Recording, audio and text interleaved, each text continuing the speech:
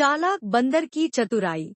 घने जंगल के बीचों बीच एक विशाल आम का पेड़ था। उस पेड़ पर मनीष नाम का एक चालाक बंदर रहता था। वह न केवल तेज था बल्कि अपनी बुद्धिमत्ता से बड़े बड़े जानवरों को मात देने में माहिर था। लोमड़ी की चालाकी। एक दिन जंगल में रहने वाली धूर्त लोमड़ी ने सोचा कि अगर वह किसी तरह मनीष को बेवकूफ बना सके तो वह आम के मीठे फल खा सकती है। उसने बंदर के पास जाकर कहा, मनीष भाई, मैंने सुना है कि जंगल के राजा शेर ने तुम्हें अपना मंत्री बनाने का फैसला किया है। मनीष को यकीन नहीं हुआ, लेकिन उसने सोचा कि लोमड़ी की बातों में जरूर कोई चाल होगी। उसने मुस्कुराते हुए कहा, यह तो बहुत अच्छी खबर है, लेकिन मंत्री बनने के लिए मुझे राजा के पास जाना होगा। शेर से सामना। लोमड़ी की योजना थी कि जैसे ही मनीष शेर के पास जाएगा, शेर उसे पकड़कर खा जाएगा।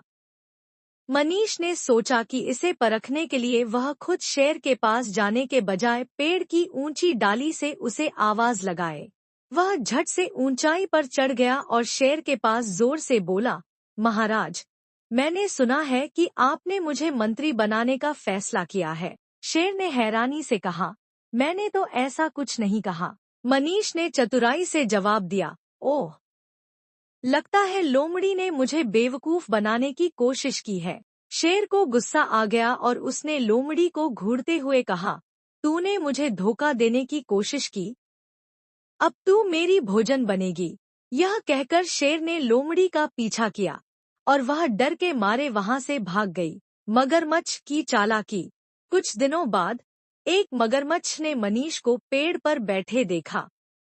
वह आम खाने के लालच में आ गया और उसने चालाकी से कहा, मनीष भाई, मैं तुम्हें नदी के दूसरी ओर के जंगल में ले जा सकता हूँ, जहाँ और भी मीठे फल हैं। बस तुम मेरी पीठ पर बैठ जाओ। मनीष समझ गया कि यह कोई साजिश हो सकती है। उसने मगरमच्छ से कहा, बहुत अच्छा विचार है, लेकिन मेरे पास जंगल के राजा के लिए एक विशेष तोहफा है, जो मैंने अपने घर पर छोड़ दिया है। पहले मैं उसे लेकर आता हूँ, फिर चलते हैं।